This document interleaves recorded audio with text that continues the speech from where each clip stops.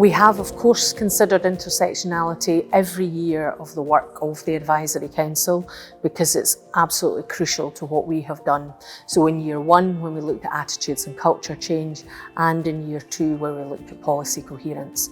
But what we want to do this year is to deepen that work and take a very specific focus on exploring the gender architecture in Scotland, the systems in Scotland that exist, whether that's laws and systems, ways of operating across government, local authorities, public agencies, and do they actually consider intersectionality in their approaches and in the work that they do? Are they taking an intersectional approach? What does that mean for systems to take an intersectional approach? And what are the kind of tools and methodologies that can be applied? So this year we're absolutely delighted to have a co-chair for the Advisory Council on Women and Girls, and I'm being joined by Dr. Emma Jackson. And we're really going to benefit from the expertise and the insight that she has, the work that she has done with communities across Scotland, and we're really excited to be working with her. I was really delighted to be asked to co-chair the National Advisory Council for Women and Girls. I've been watching how they've been developing their work over the last few years, and was just really pleased to be invited to help take this work forward.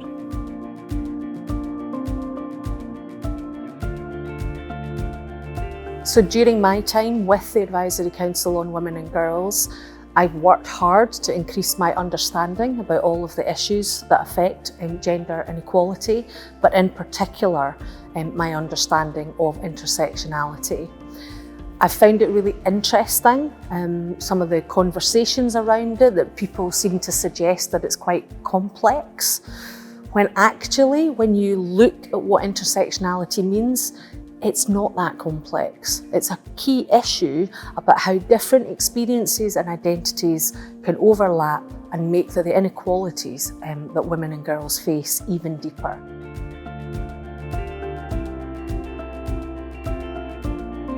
So alongside the work this year on how to develop an intersectional gender architecture for Scotland, we will also be continuing our work from year one and two, where we've been encouraging organisations and community groups and networks across the country to sign up to the Advisory Council Circle and be part of the movement that we're developing in Scotland around making gender inequality a historical curiosity.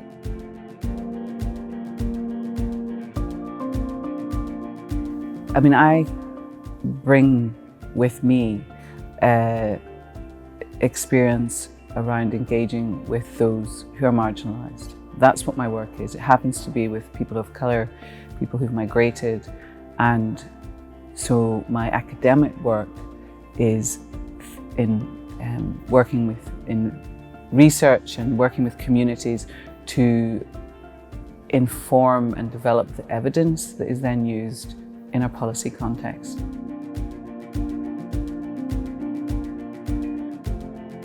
I think it's great. I think what I have seen is them building reputation and particularly with, not just with the women and girls, but with those who have the power to make the changes. The people who've got the power are the ones that need to change.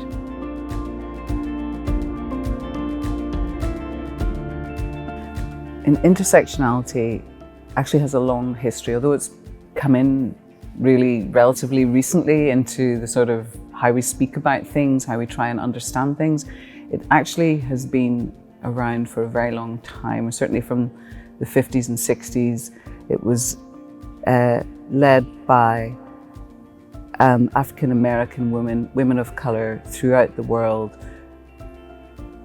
activists campaigning for their experience to be seen for what it is and the knowledge that they have within that. And so, although it's seen as something right now, it's actually been building. It's been building with the academia, and it's also been a tool that's been used for communities across the world to try to manage how their experiences are not seen by those that have got power.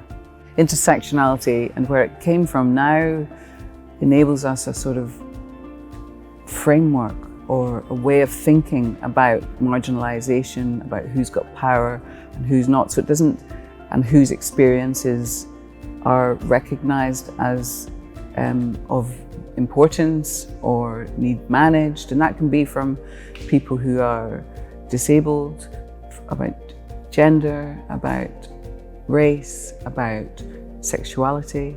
And so it allows us, it's built from there. It came from that experience of those women, and it now offers us a way to try to bring in the experiences of those who are on the margins.